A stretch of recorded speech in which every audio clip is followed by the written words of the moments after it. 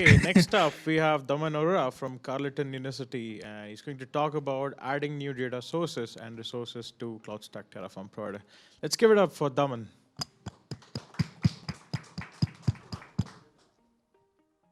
Yeah, thank you. So I suppose it's lunchtime over there, but I'm just waking up. Only it's like 7:16 in the morning right now for me here in Ottawa, and it's a nice morning. There's been a lot of snow, so first snow of the season. Yeah, so good afternoon, everyone, and welcome to my talk on adding new data sources and resources to CloudStack Terraform provider. I hope you have enjoyed all the sessions so far and are looking forward to this one. So sorry about all the jitters and everything else. This is my first talk. I hope I'll be able to give my best. So a little bit about me. I'm Daman Arora. I've been contributing to CloudStack for over a year now.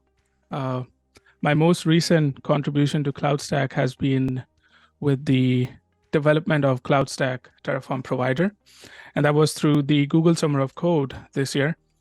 So a big thank you to my mentors, Pearl, Hari Krishna, and Boris, aka Bobby, for their substantial support throughout the project.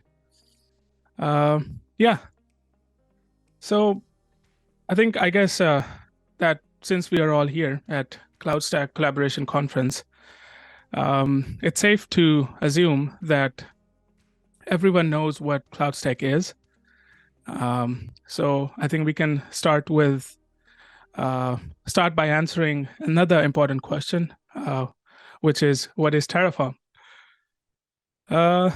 So this is the official definition of Terraform, which I got it from the HashiCorp website. Terraform is an open source infrastructure as code software tool that enables you to safely and predictably create, change, and improve infrastructure. So in simple terms, what this basically means is Terraform is a tool which allows you to describe your complete infrastructure in form of code. So it's cloud agnostic, open source, and it's a provisioning tool written in Go language. So it is basically used primarily by the DevOps teams to automate various infrastructure tasks. So overall, the CloudStack infrastructure managed with Terraform provides a number of benefits, including automation, improved speed, improved team collaboration, error reduction, and speedier disaster recovery, and much more. So that's basically what Terraform is, but we are here to talk about how to develop Terraform provider. And since now we understand what is Terraform, we can turn our attention to the Terraform provider. So what is Terraform provider? So it's basically Terraform provider is basically a Go binary that sits between the Terraform core. Terraform core is another binary that you download and install to run Terraform commands on the CLI. And Terraform provider as a binary sits between that core binary and your cloud server, which in our case happens to be CloudStack.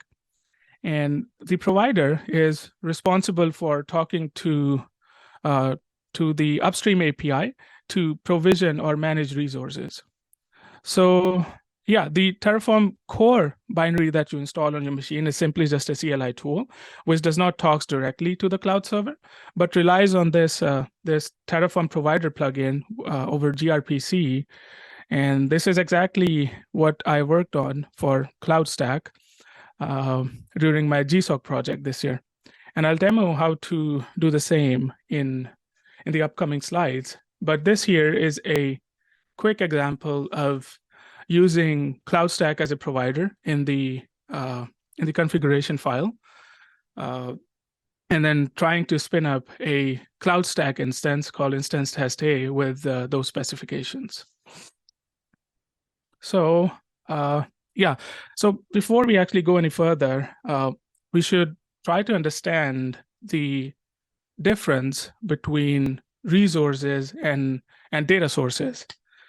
So a resource, in a Terraform world, a resource is a component that lets you create, update, and delete the actual resources within a cloud provider.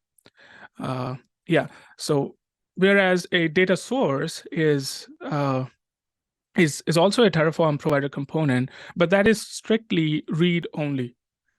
So the user can use a data source to pull the information from the outside world and use it into a configuration file. So the best example here that I could find is maybe like you need an IP address for a DNS name and use it in a security group. That is something you can pull using Terraform data sources and use it in a resource or anywhere else in your configuration file. This here is a diagram of high-level components involved in a typical CloudStack and Terraform workflow. Yeah, so in order to create CloudStack infrastructure as code using Terraform, you will need to author a configuration file. It could be one configuration file or a bunch of files working together, and then there is this Terraform core that I talked about earlier. It's a binary that communicates with the CloudStack Terraform provider to manage the infrastructure resources. And then we have the CloudStack Terraform provider, which is also another executable binary written in Go that acts as an abstraction layer for the upstream API for the CloudStack. And this is what we're actually going to talk about for the most part of this presentation. Yeah. So I hope the last few slides have given you a good idea of how Terraform can be used with CloudStack. And now in terms of contributing to CloudStack Terraform provider particularly, you can contribute obviously by adding new resources and data sources. That's what we need. But that is not the only way to contribute.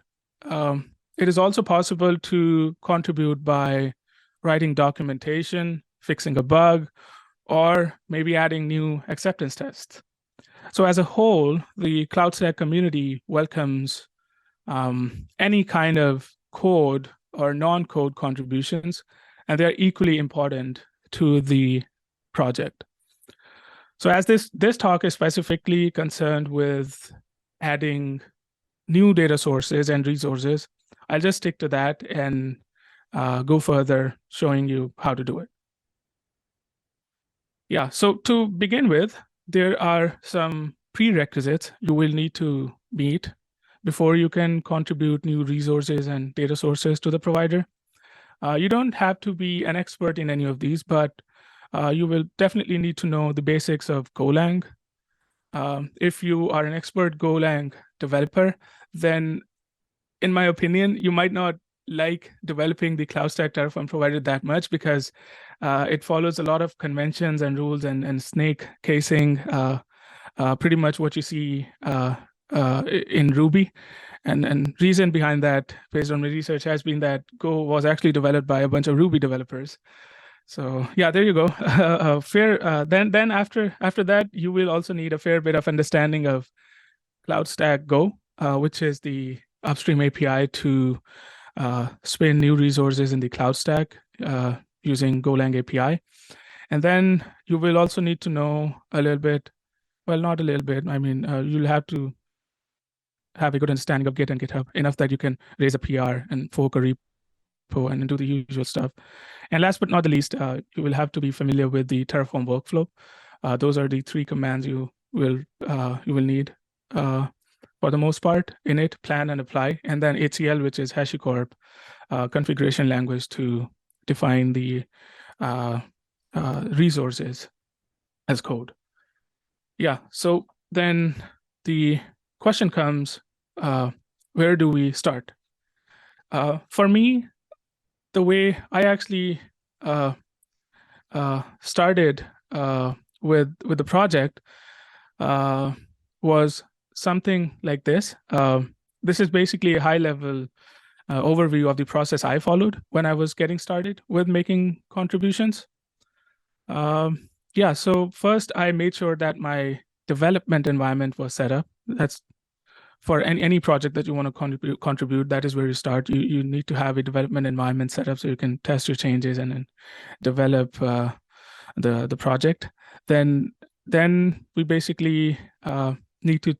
I recommend you check out some existing tutorials on the HashiCorp websites, and the one that I like is HashiCorp's tutorial. It basically what it entails is HashiCorp is a virtual coffee shop with an API that you can manage using the using Terraform. So I'd recommend going through that, and then I'd suggest learn how to use CloudStack Go. That is our Go API client for CloudStack Terraform provider, and then make sure that all the major dependencies needed to add new data sources and resources are in place. So once you have those 4 things in place, I think then you're pretty much good to start contributing to the CloudStack Terraform provider. Yeah, so when it comes to setting up your development environment to test your changes, there are many ways to achieve this. But my favorite is to run a CloudStack server locally using Monkeybox. With Monkeybox, you can deploy CloudStack dev or QA environment using pre-built DHCP-enabled VM templates. Now, I won't go into details of Monkeybox about here, but I strongly suggest that you don't get intimidated by this picture only by looking at it, because all we care about is this main abstraction layer for Monkeybox that we'll use to test our changes, and everything else Monkeybox just pretty much automates it for you. And then once you have it installed successfully, you need to just run a bunch of Monkeybox command like start, stop, etc. to use it. Yeah, so that's how I'd suggest you go about setting up the development environment. And then, yeah, CloudStack Go. So after setting up your CloudStack environment, I'd recommend making use of CloudStack Go library to manage a few resources. Like, for example, here I'm trying to create a new virtual machine using the methods available in the CloudStack Go API client. By doing so, you will gain a solid understanding of how the Go API works, and then be able to use that knowledge when writing code to build the provider. And as I go further, you will see where this knowledge actually comes in handy. It's to give you a bit of context, it comes in handy when you're defining the CRUD operations in the Terraform. That's where you're going to use whatever you learn here in this step. Yeah. So yeah, the best part, coding. Yeah. So so in summary, these are the steps to be followed in the given order for developing a new resource. To begin with, just like with any other open source project, you will have to fork and then clone the CloudStack Terraform provider repo. And once you have the CloudStack Terraform provider repo in your workspace, you can then add any resource or data source you want to the provider. You can do that by creating a separate file to define a resource, and then adding all the CRUD methods to it. And after that, once you're done adding those functions, you can just register the resource in provider.go file, and then same goes for adding new data sources as well. Adding a new resource. So what I'm going to do is I will discuss the step number 3 to 5 in detail in upcoming slides. I'll use an example resource called service offering from CloudStack. This is something which I've raised a PR for as well during my GSoC project, and I'll use that as an example. So yeah, as I mentioned earlier, you'll have to be very careful about the conventions when developing CloudStack Terraform, CloudStack Terraform provider. So as a general convention, Terraform provider places all resources in their own file, and these files are named after the resource and prefixed with resource underscore. So for example, if I've added a new file called resource, if I have to add a new file for service offering, then that will be named as resource underscore provider, which is CloudStack, and then the name of the resource, which is underscore service underscore offering. And the data sources also follow the same pattern, with just a minor difference that it'll be prefixed with data underscore source in the name instead of resource. So once you have created a new file, then the next thing you want to do is define the schema, that is the structure for your resource. This structure defines the data schema and the CRUD operations for the resource. And the good news is that defining these properties, half your work is done. So if you have got the schema right. And given in the example here, it basically defines 2 elements, name, and then the display text. Both are a required string type. And next, there are 4 fields defined: create, read, update, and delete. The create, read, and delete functions are required for a resource to be functional. Terraform itself handles which function to call and with what data. Based on the schema and the current state of the resource, Terraform it can determine whether it needs to create a new resource, update existing one, or destroy. So it all depends on the way your functions are defined. As long as you have got the logic correctly defined in these functions, all you need is make sure that you're running the Terraform init plan apply commands appropriately, and the core binary should do the job of calling these functions for you. So now that we basically have defined the layout of our resource, we use the schema.resource data API to get the value of the name and display text provided. This will be provided by the user in the Terraform configuration, and then we typecast it to string. That is just how it works in Golang for some reason.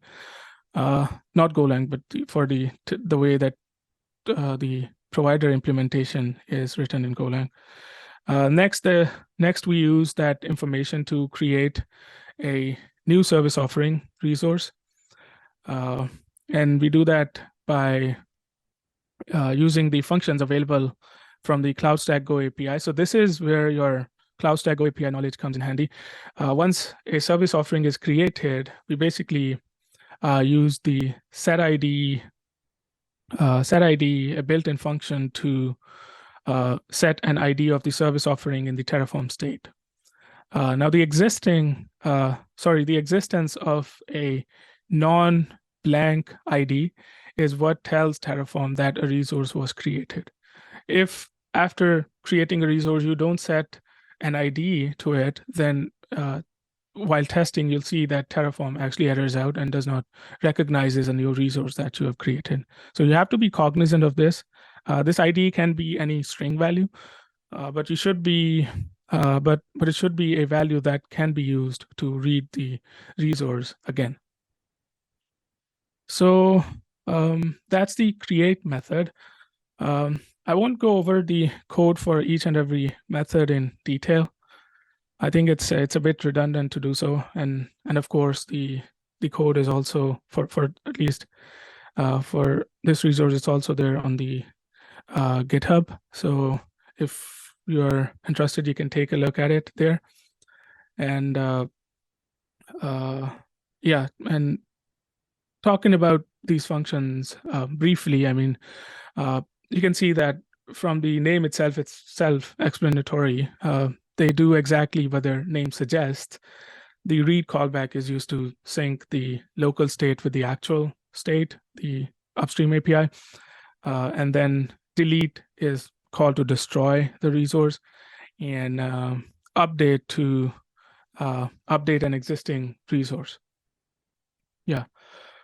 So once you're done defining your new resource, which in our case happens to be service offering resource, right now as an example, it must be registered with the CloudStack Terraform provider for it to invoke the necessary functions when an individual defines they define the resource in the configuration file. It's actually quite easy to do, as you can see. All you have to do is just go to the CloudStack provider, CloudStack/provider.go, and find the resource map variable. And this is basically a map data structure with keys being the resource name, and then the value being the resource function that we initially created. And that's all it takes to register a new resource with the provider. And after that, we can simply just build our provider and start testing it. Yeah, here are some of the commands we need to build the provider and also test it manually. Go build is a standard command to create an executable binary. Having built the provider binary, you will need to move it into the plugins directory. This is where Terraform core actually looks for all the plugins. And so it is essential that you place your newly created binary over there. And then in the rest of the 3 Terraform commands, init, plan, and apply, they represent the usual Terraform workflow. Yeah. So after we have already tested our resource manually, things look good, then we should also consider writing some automation tests, which in our case would be acceptance tests. So Terraform uses the standard testing framework, which is available in Go, but it also has added a set of helper functions to make writing these test cases easier. For each resource that you create, there should be a corresponding test defined in a source file, and that file is placed in the same directory where your source file exists, with the following naming convention, which is resource_provider_resource_name_test.go. So if this was for service offering, it'll be resource_cloudstack_service_offering_test.go. So this here is a quick example of acceptance test for service offering data source.